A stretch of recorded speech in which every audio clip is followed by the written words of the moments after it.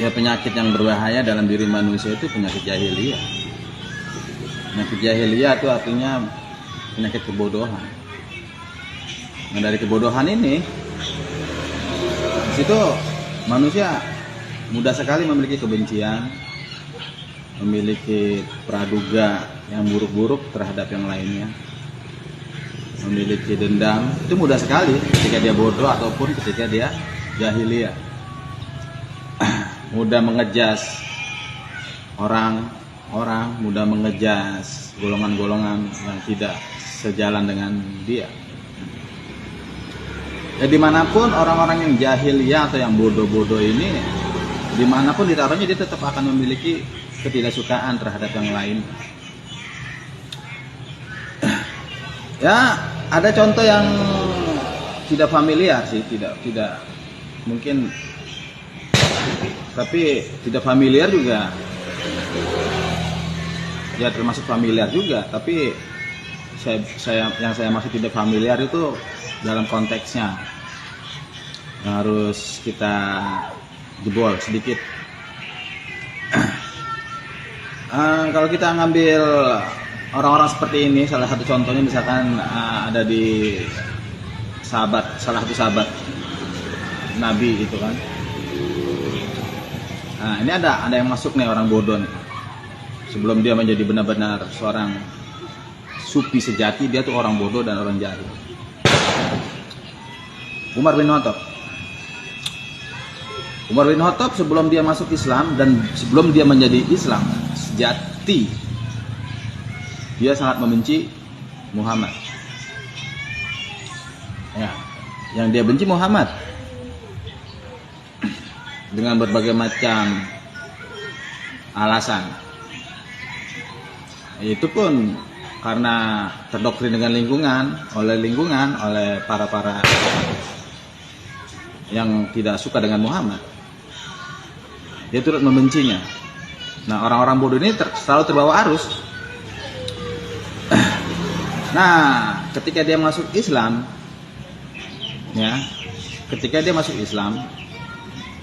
kebenciannya itu masih ada, tidak lepas. Tapi kebenciannya berbalik, dia membenci dan tidak menyukai orang yang di luar Islam.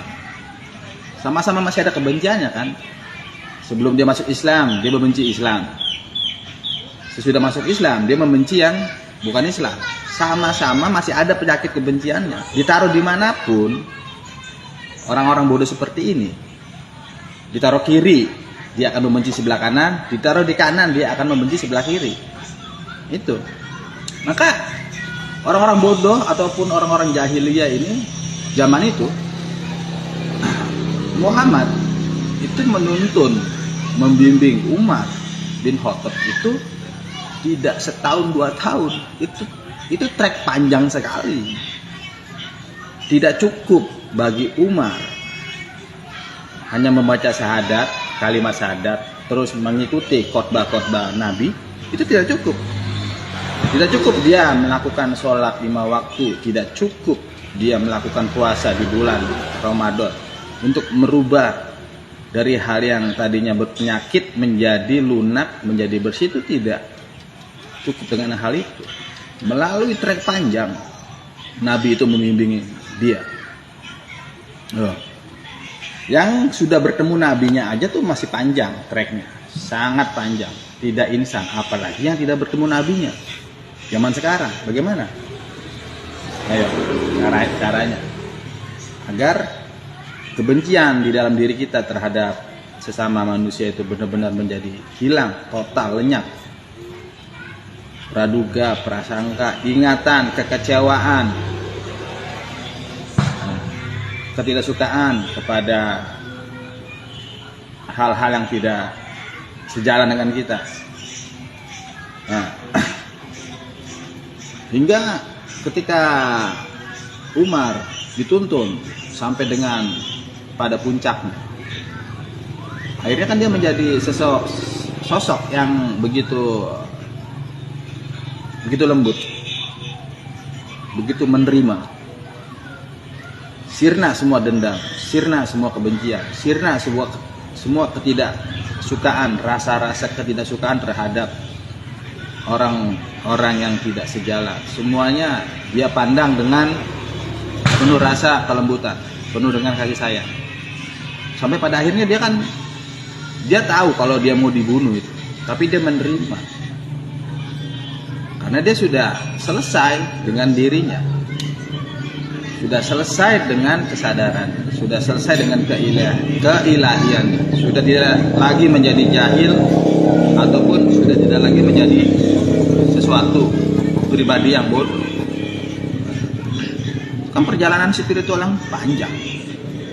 Nah, orang yang langsung bertemu nabinya aja itu perjalanannya panjang sekali untuk menjadi murni, untuk bertemu dengan dirinya.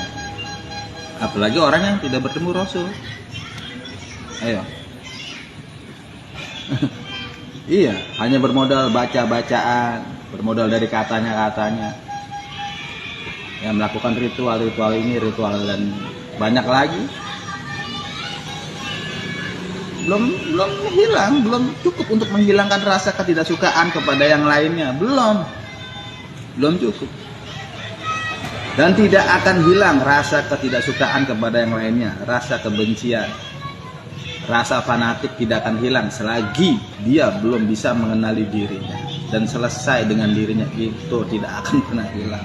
Maka memutus mata kebusukan itu, memutus mata kebodohan itu, ya harus mengenal diri kita yang sebenarnya, diri kita yang sejati. Baru di situ nanti ada pertumbuhan tuh, pertumbuhan keilahian, pertumbuhan cahaya, pertumbuhan jiwa yang baru, lahir baru sebagai insan baru, insan suci.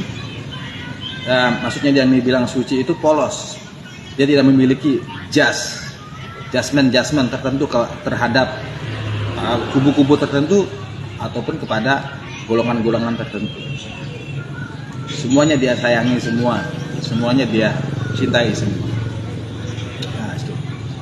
Maka perjalanan spiritual ini ya untuk menggapai itu, salah satu syarat yang utamanya itu ya memang harus memenggal kepala kita sendiri, memenggal pengetahuan, memenggal keyakinan, memenggal kefanatikan kita, baru akan bisa masuk ke wilayah spiritual atau wilayah keilahian itu sendiri.